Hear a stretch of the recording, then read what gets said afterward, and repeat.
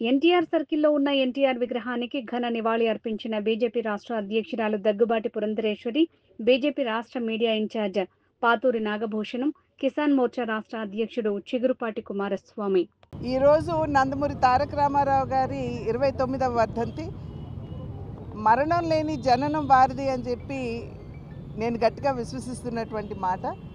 ఎందుకంటే ఏ రంగంలో వారు కాలు పెట్టినా కూడా ప్రపంచం సృష్టించడం మాత్రమే కాకుండా ఆ రంగం మీద చెరగని ముద్ర వేసినటువంటి మహనీయులు నందమూరి తారక రామారావు గారు. చలనచిత్ర రంగంలోకి వారి రాకముందు చలనచిత్ర కళాకారుల్ని కేవలం మొహానికి రంగులు వేసుకునే వారిగా పరిగణిస్తూ చిన్న చూపు చూస్తున్నటువంటి పరిస్థితుల్లో వారు చలనచిత్ర రంగంలోకి వచ్చి వారి పట్టుదల, వారి క్రమశిక్షణ, వారి అంకిత భావం మాధ్యమంగా చలనచిత్ర కళాకారులకి గౌరవాన్ని వారు తీసుకుని రావడం జరిగింది. అది మాత్రమే కాకుండా ఇప్పటికీ సైతం, ఈ రోజుకి సైతం, ఈ క్షణానికి సైతం రాముడన్నా, కృష్ణుడన్నా, రావణాసుడన్నా, దుర్యోధనుడన్నా ముందుగా గుర్తుకు వచ్చేది, మన కళ్ళ ముందు కట్టినట్టు కనపడేది వారి రూపమే.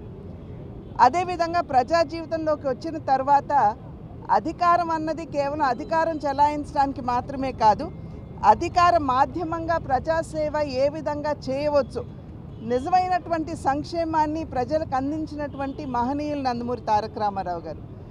మాండలిక వ్యవస్థను తీసుకుని వచ్చి పరిపాలనని ప్రజలకి చేరువ చేయడం మాత్రమే కాకుండా ఆకలితో ఉన్నటువంటి వారికి ₹2 కిలో బియ్యాన్ని ప్రవేశపెట్టి వారి ఆకలిని తీర్చడం, అదేవిధంగా రాయలసీమ లాంటి ప్రాంతాల్లో దాహార్తితో అలమటిస్తున్నటువంటి వ్యక్తులకి తెలుగు గంగ వంటి ప్రాజెక్టుని చేపట్టి వారి దాహార్తిని తీర్చడం, పేదలకి జనతా వస్త్ర పథకం మరియు పక్కా గృహ నిర్మాణ మాధ్యమంగా వారికి సేవ చేయటం, మరి మన జనాభాలో సగభాగంగా ఉన్నటువంటి మహిళలకి వారికి ఆస్తిలో సమాన హక్కుతో పాటు వారిని విద్యాధికుల్ని చేయాలి అనేటువంటి భావనతోటి మొట్టమొదటి మహిళా విశ్వవిద్యాలయాన్ని స్థాపించడం మాత్రమే కాకుండా స్థానిక సంస్థల్లో వారికి రిజర్వేషన్ని కల్పించి నిజమైనటువంటి మహిళా సాధికారతని వారికి అందించినటువంటి మహనీయులు నందమూరి తారక రామారావు గారు.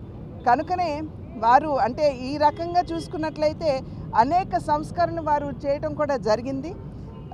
నిస్వార్థ ప్రజాసేవకి నిలవెత్తు నిదర్శనం నందమూరి తారక రామారావు గారు.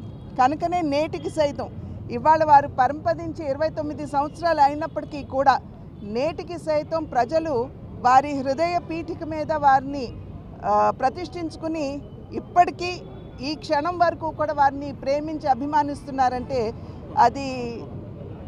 అది నిజంగా వారు కేవలం మాటల నినాదాలకి పరిమితం కాకుండా, ఎందుకంటే సమాజమే దేవాలయం, పేదవాడే దేవుడు అన్నది వారి నినాదం మాత్రమే కాదు, వారి విశ్వాసం కూడా.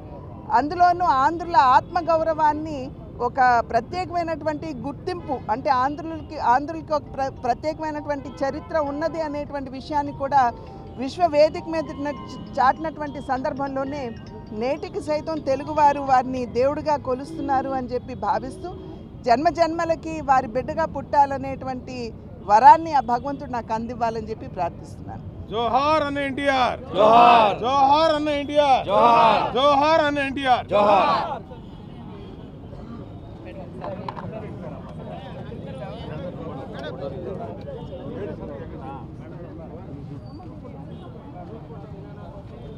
డౌన్ చేయండి.